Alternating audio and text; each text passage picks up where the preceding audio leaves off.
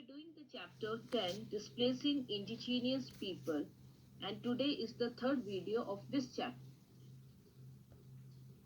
Students, we were doing the topic mutual perception or mutual notions. So we will read here what this Native American and the European they are having opinion about each other or think about each other. So when we talk about this Western European, okay, you can see they define this Native American as uncivilized people. Okay, then you can see even the Natives American, they also define or they also think about the European as a greedy and deceitful. So many folk tales of the natives they mocked European and described them as the greedy and deceitful. Okay, deceitful. So for the European, dreaming of becoming rich, it the fish and the furs were the commodities which they would sell for a profit in Europe. In their impatience to get this fur, they slaughtered hundreds of beavers, and they was very uneasy, fearing that the animals would take revenge on them for this destruction for the Native Americans. So the first European who came to America were traders. Those who came later came to settle in the New World. Even you can see many Protestant Christians who were ill-treated by the Catholic Christians from the countries of Europe, they migrated to America to begin a new life as long as the vacant land was available there and there was no problem.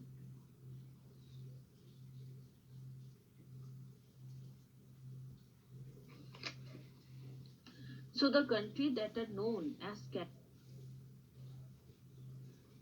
Canada and the United States of America, they came into existence at the end of the 18th centuries. At that time, they occupied only a fraction of the land that you can see now covered. Over the next 100 years, they extended their control over more territory to reach their present size.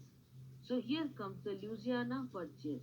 Okay, complete in 1803, was negotiated by Robert Livingston during the presidency of Thomas Jefferson. The territory was acquired by the France. And then you can see West Florida was declared by President James Madison to be a US possession in 1810. Red River Basin, it was acquired in the Treaty of 1818 from the United Kingdom, namely the Anglo-American Convention. Then come East Florida, they were taken from Spain, and then you can see um, Texas annexation from Mexico, and Oregon's country here jointly occupied by the UK and USA until 1872, and then arbitrations it led sole US possessions. Then comes 1848 in the year ceded to the US by Mexico following the Mexican-American War. It included all the present-day states of California, Nevada, and Utah, as well as the portion of Arizona, Colorado, New Mexico. Then the western frontier of USA was shifting, and as it moved, the native was also forced to move back.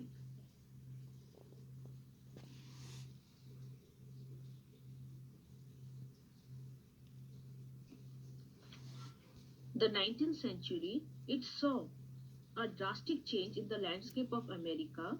The European treated the land differently from the natives. Some of the migrants, they were coming from Great Britain and France, were the younger sons of their parents who would not inherit their father's property. So they therefore were eager to own land in America. Later you can see a large number of immigrants, okay, they are coming from outside and taking permanent residence here from countries like Germany, Sweden, and Italy. They reached America. They had lost their land to big farmers and wanted to own farms. So the people from Poland who had migrated to America, they were happy to work in a large flat area of grassy land. So they were able to buy huge properties at a very low prices.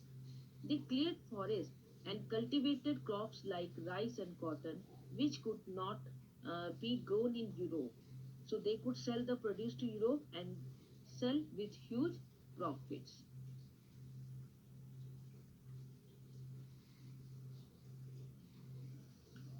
To protect their big farms from wild animals like wolves and mountain lions, they hunted them indiscriminately. But with the inventions of barbed wire in 1873, the farmer felt totally secure from the wild animals.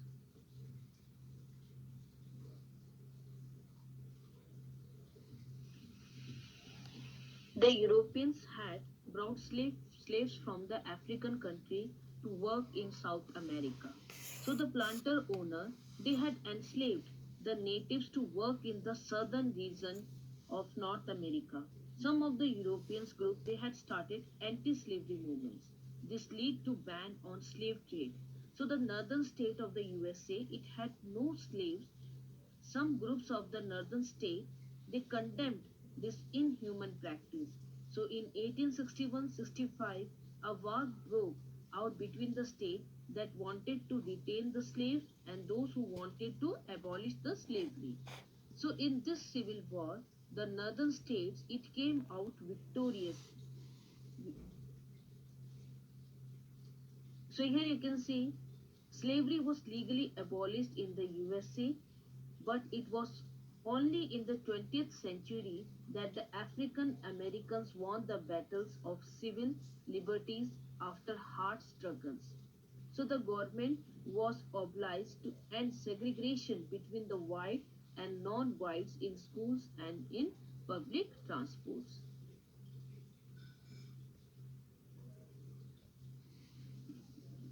So here comes Canada as a confederation of an autonomous state. So the Canadian government was faced with a more urgent problem than the questions of natives. The British had occupied Canada in 1763 after a war with the France.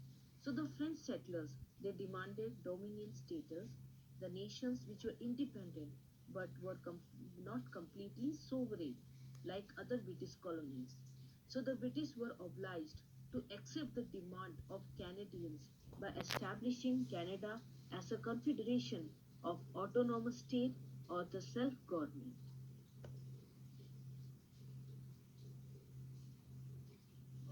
Exploitations of the native in the USA.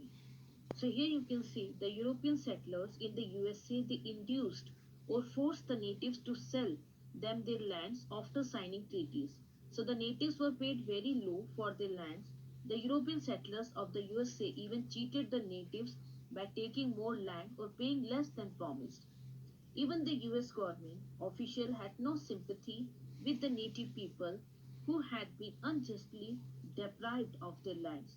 So you can see an episode in Georgia, a state of the USA, shows such attitude of the officials. The official argued that the native tribes, Cherokee, okay, was governed by the state law but were not entitled to right of citizens. The Cherokees were eagerly learning English and understood the Americans' way of life, but they were denied the right of the citizens. So in 1832, Justice Marshall, the Chief Justice of Supreme Court, in an important judgment said that Cherokee were a distinct community occupying its own territory in which the law of Georgia had no force and that they had sovereignty in certain matters. The US President Andrew Jackson was against economic and political privileges, but he did not come to secure the Cherokees their rights. He refused to honor the Chief Justice judgment. He rather ordered the US Army to evict the Cherokee tribals from their land and to drive them to the great American desert. About you can see about 15,000 Cherokee were forced to go, about a quarter died on their way. So the white who occupied the land of this tribal justified it by saying that the native did not use the land to the maximum. They therefore did not deserve to occupy the land. They condemned them as a lazy people. They did not use their craft and skill to produce good for the market, for far being interested in English or dressing, you can see correctly.